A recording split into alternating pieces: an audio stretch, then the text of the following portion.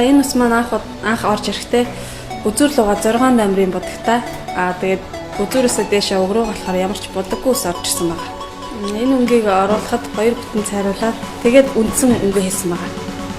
Үндсэн өнгө гэхээр дээгүүрээ болохоор 7-77 гэсэн гүн ширнэл ягаа өнгөөр будаад үзүүр луга болохоор 922 ягаан саарал туяатай цайвар өнгөөр будсан байна. Тэгээд бас давхар Олег контрол гэсэн бүтээгдэхүүнүүдэд хэрэглэсэн байгаа. Ус маань одоо нэг 2 будсан цайруулсан учраас ихэдээ баг зэрэг хуурашсан байгаа.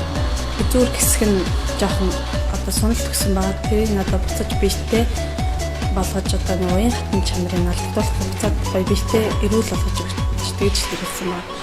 Тэгээ мөн хамгийн сүүл шайн хэрэглэсэн байгаа бас давхар.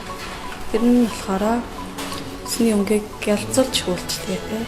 Эндөөсний хамгаалалттай. За моделийнхаа усыг бодохдоо глэнсер шампуныг заавал хэрэглэх ёстой. Глэнсер шампунь одоо нэг цайруулах ч юм уу, лимерийн бодгаар бодохдоо заавал глэнсер шампунаар угаах юм бол бодол одоо тогтцол сайжирч өгнө гэдэг юм. Би 2009 оноос эхлэн Eco Beauty салонд ажиллаж байгаа. Олон брендийн тийм олон бүтээгдэхүүн хэрэглэж үзсэн. Энэ дундаас хамгийн зөөлөн усыг баг гэмтээдэг. Тэгэхээр органик эко бүтээгдэхүүн бол ялцчихгүй тайхаа байсан. Лимерийн бодог, ботаникийн бодог, Олег контрол, PRP Gold Magic гэдэг үнээр гайхалтай байсан. Моделын маань бол яг хүссэн өнгө нь орсон байгаа.